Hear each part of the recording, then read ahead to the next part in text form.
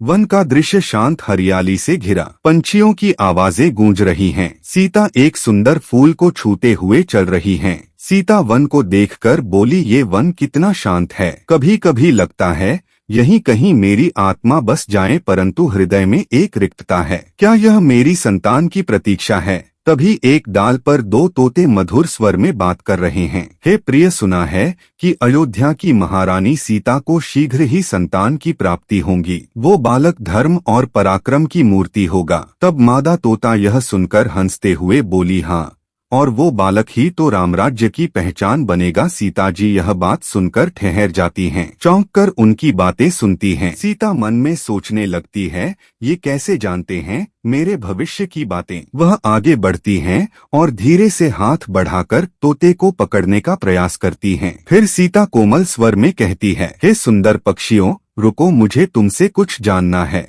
तुम ये बातें कैसे जानते हो? तब तोते ने कहा, हम ऋषि वाल्मीकि के आश्रम में रहते थे। वहाँ की ज्ञानवाणी हमारे कंठ में उतर आई। हम केवल वही दोहरा रहे हैं जो हमने सुना है। तो फिर सीता बोली, क्या तुम मेरे साथ रहोगे? मुझे तुम्हारी संगति चाहिए। तुम्हारा ज्ञान मेरे लिए आवश्यक है। सीता मादा तोते को पकड़ने की कोशिश करती हैं। वह डर से फड़फड़ाती है और उड़ते हुए नीचे गिरकर दम तोड़ देती है। कुछ पल के लिए नीरवता छा जाती है। हवा रुक जाती है। तोता चीख उठता है। तोता यह देखकर दर्द और क्रोध में कांपती आवाज से बोलता है, तुमने मेरी जीवन संगिनी को छीन लिया। हे राजरानी, तुम्हारा हृदय कोमल था, फिर यह अधीरता क्यों? इतना बात सीता सुनकर चुप हो गई और आंखों से आंसू गिरने लगा। उसके बाद तोता रोते हुए सीता जी को श्राप देता है, हे महारानी, जैसे मैं अपनी प्रिय से जिस तरह बिछड़ गया हूँ, ठीक वैसे ही तुम भी अपने प्राणप्रिय राम से बिछड़ोगी। तुम्हारा गर्भकाल पीड़ा से भरा होगा। तुम संतान को जन्म तो दोगी, पर उसे अपने हृदय से लगाने को भी तरसोगी। तो यह तोते की बात सुनके सीता जमीन पर गिर पड़ती है। जमीन पर हाथ रखकर कांपती आवाज में बोली, सीता नहीं, ऐसा मत कहो। मैंने जो किया भूल थी, पर श्राप मत दो मुझ पर नहीं, मेरे शिशु पर नहीं। लेकिन तोता इतना सुनकर वहां से तोता उड़ जाता है। तोता की धुन भारी हो जाती है। सीता अकेली आकाश की ओर देखती हैं और सीता धीरे से सोचने लगती है कि हे प्रभु, क्या यही मेरे भाग्य में लिखा था? क्या हर ममता का एक अग्नि परीक्षा ही होगी?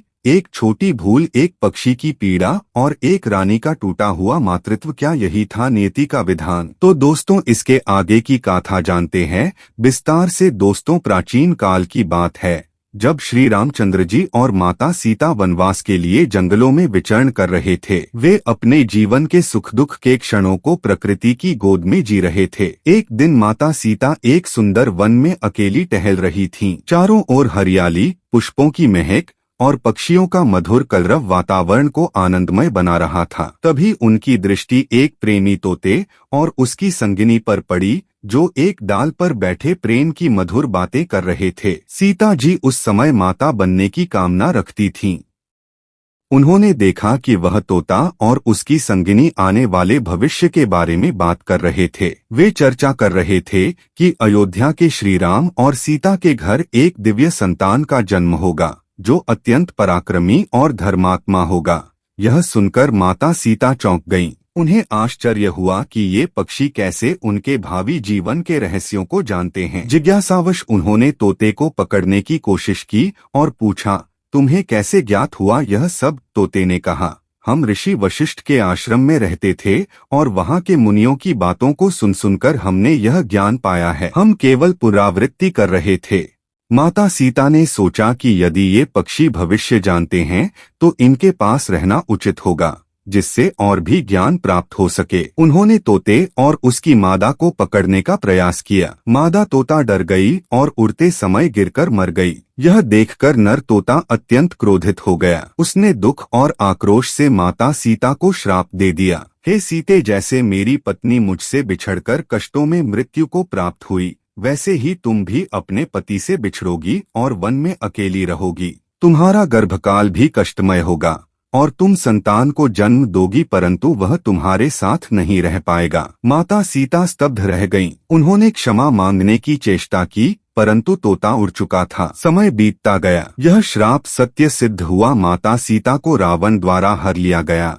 फिर लंका से लौटने पर समाज के तिरस्कार के कारण उन्हें वाल्मीकि के आश्रम में रहना पड़ा। वहां उन्होंने लव और कुश को जन्म दिया, पर वे भी बाल्यकाल में उनसे दूर रहे। यह कथा न केवल एक रहस्य उजागर करती है, बल्कि यह भी सिखाती है कि अज्ञानवश किए गए कार्य भी कितने गहरे प्रभाव छोड़ सकते हैं। कभी कभी हमारी सबसे छोटी भूल किसी की जीवन रेखा बदल सकती है। सीख किसी के स्वाभाविक ज्ञान और स्वतंत्रता को बाधित करना, चाहे वह छोटा सा पक्षी ही क्यों न हो, बड़े परिणाम ला सकता है। दोस्तों, इसी कथा में एक रामायण से जुड़ी सीता के और तोता के वियोग की कहानी मिलती है, जिसे सुने। दोस्तों, प्राचीन काल की बात है, जब श्री रामचंद्र जी और माता सीता वनवास के लिए जंगलों में विचरण कर रहे थे। वे अपने जीवन के सुख दुख के क्षणों को प्रकृति की गोद में जी रहे थे। एक दिन माता सीता एक सुंदर वन में अकेली टहल रही थीं। चारों ओर हरियाली, पुष्पों की महक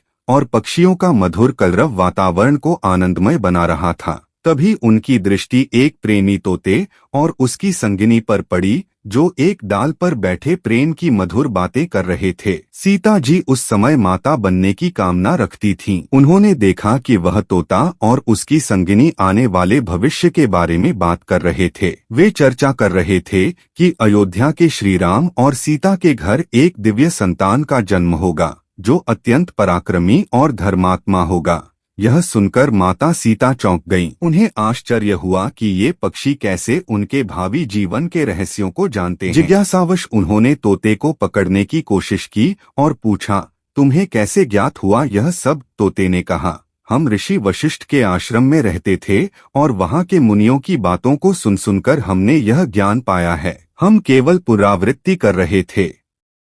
माता सीता ने सोचा कि यदि ये पक्षी भविष्य जानते हैं तो इनके पास रहना उचित होगा, जिससे और भी ज्ञान प्राप्त हो सके। उन्होंने तोते और उसकी मादा को पकड़ने का प्रयास किया। मादा तोता डर गई और उड़ते समय गिरकर मर गई। यह देखकर नर तोता अत्यंत क्रोधित हो गया। उसने दुख और आक्रोश से माता सीता को श्राप दे दिया, हे सीते, जैसे मेरी पत्नी मुझसे बिछड़कर कष्टों में मृत्यु को प्राप्त हुई, वैसे ही तुम भी अपने पति से बिछड़ोगी और वन में अकेली रहोगी। तुम्हारा गर्भकाल भी कष्टमय होगा और तुम संतान को जन्म दोगी, परंतु वह तुम्हारे साथ नहीं रह पाएगा। माता सीता स्तब्ध रह गईं। उन्होंने क्षमा मांगने की चेष्टा की, परंतु तोता उड़ चुका था। समय बीतता गया। यह श्राप सत्य सिद्ध हुआ। माता सीता को रावण द्वारा हर लिया गया। फिर लंका से लौटने पर समाज के तिरस्कार के कारण उन्हें वाल्मीकि के आश्रम में रहना पड़ा। वहां उन्होंने लव और कुश को जन्म दिया,